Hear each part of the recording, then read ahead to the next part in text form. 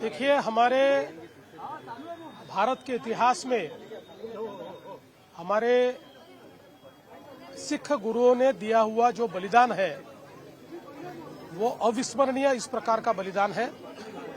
हम सभी जानते हैं कि गुरु तेग बहादुर जी हो या 10वें गुरु गोविंद सिंह जी हो, इनका बलिदान ये केवल अपनी कौम के लिए नहीं था, तो समूचे भारतवर्ष के संस्कार, संस्कृति, धर्म, भाषा सभी को बचाने के लिए ये बलिदान था।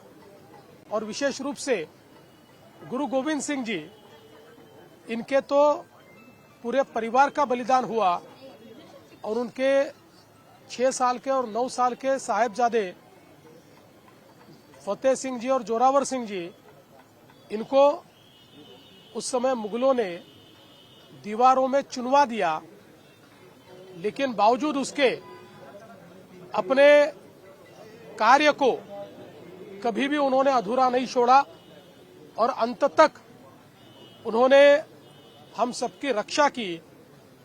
हमारे प्रधानमंत्री आदरणीय नरेंद्र मोदी जी ने ये फैसला किया कि ये जो भारत का इतिहास है, हमारी संस्कृति का जो इतिहास है, हमारे पूरे मानवता को बचाने का जो इतिहास है, इस इतिहास को हमारे आने वाली पीढ़ियां भूले नहीं, इस बलिदान को भूले नहीं। इसलिए 26 दिसंबर को वीर बाल दिवस के रूप में इसको मनाने का फैसला हुआ। आज यहां गुरुद्वारे में आकर मैंने गुरु ग्रंथ साहिब के सामने अपना शीश नमन किया और उसके बाद हमारे साहिबजादों को भी यहां पर आदरांजलि अर्पित करने का काम हमने किया है। और मुझे लगता है कि हम लोगों को यह इतिहास याद रखना होगा, क्योंकि वो थे इसलिए आज हम हैं। अभी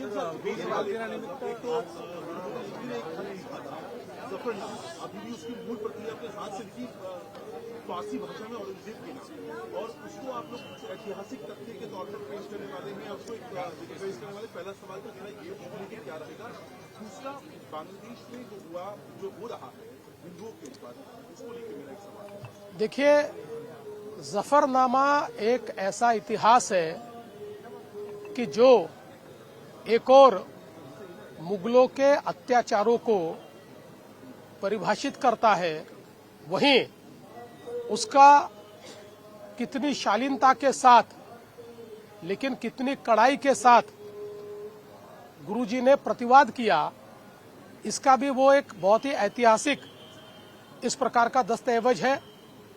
और मुझे ऐसा लगता है कि निश्चित ही हमारे स्वर्णिम इतिहास को हमारे सामने लाने का काम उसके माध्यम से हो रहा है। जहां तक बांग्लादेश का सवाल है, बांग्लादेश के हिंदुओं के साथ हम खड़े हैं, पूरा देश खड़ा है। और मुझे लगता है कि अब अंतर्राष्ट्रीय समुदाय अगर इस बात पर चुप रहेगा तो वो लोग कितने सिलेक्टिव है, उनके लिए धर्मनिरपेक्षता, सेक्युलरिज्म ये कितनी सिलेक्टिव है, ये उसमें से ध्यान में आएगा। लेकिन मुझे विश्वास है कि हमारे प्रधानमंत्री जी के नेतृत्व में वहां के हिंदुओं को भी सुरक्षित रखने का काम हमारी सरकार करेगी।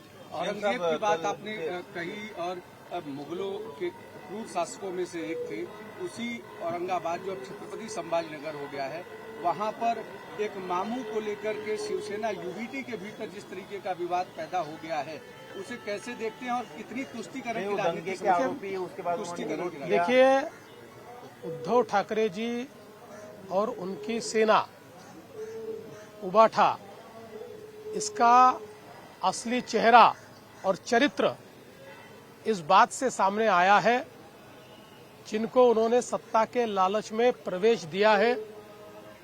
देश विरोधी, धर्म विरोधी, मानवता विरोधी काम करने वालों को केवल मतों के तुष्टीकरण के नीति के लिए अगर वो साथ में लेंगे तो जनता ही इसका जवाब देगी। युतीची घोषणा कधी होती साहेब? आज आपल्या सर्वांना माहिती आहे की आपले पंतप्रधान माननीय नरेंद्र मोदीजींनी वीर बाल दिवस हा घोषित केलेला आहे आणि गेले काही वर्ष तो आपण या ठिकाणी साजरा करतो। शीख समाजाचे 10वे गुरु गोविंद सिंगजी यांचा संपूर्ण परिवार हा शहीद झाला, त्यांनी बलिदान केलं आणि आजच्याच दिवशी त्यांचे 2 सुपुत्र साहेबजादे जोरावर सिंगजी आणि साहेबजादे फतेह सिंगजी 6 वर्षाचे आणि 9 वर्षाचे यांना मुघलांनी भिंतीमध्ये चिरडून टाकलं आणि त्यांचा खात्मा केला। अशा पद्धतीनं शहीद झालेले हे दोनही शहजादे आमच्या गुरु गोविंद सिंगजींचे सुपुत्र यांच्या स्मृतीप्रित्यर्थ आजचा दिवस साजरा होतो। आणि आपल्याला कल्पना आहे की आमच्या सिखांच्या गुरूंनी ज्या प्रकारे धर्म आणि मानवता वाचवण्याकरता बलिदान दिलेलं आहे हे जगाच्या इतिहासामध्ये अत्यंत वेगळं अशा प्रकारचं आहे। त्यांच्या बलिदानामुळेच आज आपण सगळे हा दिवस बघू शकतो आणि म्हणून अशा आपल्या देशामध्ये देशाच्या संस्कृतीकरता धर्माकरता ज्यांनी बलिदान दिलं अशांची आठवण ठेवणं आणि त्यांना नमन करणं हे महत्वाचं आहे। म्हणूनच आज मी या ठिकाणी गुरुद्वारात आलो। गुरु ग्रंथ साहिब यांच्या समोर मी त्या ठिकाणी नमन केलेलं आहे आणि दोन्ही शहीद सुपुत्रांना त्या ठिकाणी मी श्रद्धांजली अर्पण केली। सर, पण दुसरीकडे संभाजीनगरमध्ये पाहतोय आपण दंगलीसारखे गंभीर गुन्ह्यांच्या राशीद मामूंना ठाकरे गट प्रवेश देतोय, एकीकडे आपण बाल दिवस साजरा करतोय।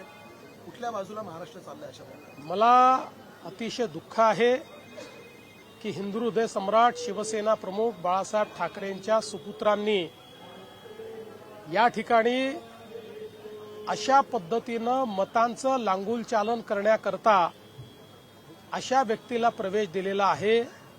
यातनं त्यांचं चरित्र आणि त्यांची दिशा ही स्पष्ट होते आहे। त्यांना आता लांगुल चालन करायचं आहे, विशिष्ट लोकांचे जोडे चाटायचे आहेत आणि त्यातनं मतं मिळवायची आहेत। पण जनता हे बघते आहे, देशप्रेमी देशभक्त आणि राष्ट्रवादी लोक हे पाहतायत, त्यामुळे याचं नुकसान त्यांना सहन करावंच लागेल। युतीची घोषणा नेमकी कधी होणार आहे? जागा वाटपाचं काय ठरलंय का? आम्हाला घोषणा करण्याची आवश्यकता नाही, आम्ही एकत्रच आहोत। ते वेगवेगळे होते, पुतीन आणि झेलेन्स्की एकत्र आले तर युती करावी लागते, त्यामुळे त्यांनी ती एकत्रित येऊन केली। पण त्यांनी काय केलं हे माहितीच नाही, केली म्हणतात पण जागा घोषित केला नाही। आमचं नीट चाललेलं आहे, सगळं झालं की तुम्हाला सांगून देऊ। आमची युती आहेच, आता जागा वाटपच तुम्हाला सांगायचं। ज्या नवमलिकांच्या मुद्द्यावरून भाजप राष्ट्रवादीमध्ये युती होणार नाही असं स्पष्ट करण्यात आलं। त्यांचा स्टार प्रचारकाची यादीत समावेश करण्यात आलाय। अजून भाजप राष्ट्रवादी संदर्भात काय अधिकृत निर्णय झालाय? असं आहे की आता आपल्याला याची कल्पना आहे की या संदर्भात यापूर्वीही आम्ही सांगितलेलं आहे आणि आता राष्ट्रवादींनी स्पष्ट केलेलं आहे, त्यामुळे आता याच्यात पुन्हा नव्याने सांगण्याचं काहीच नाहीये। आणि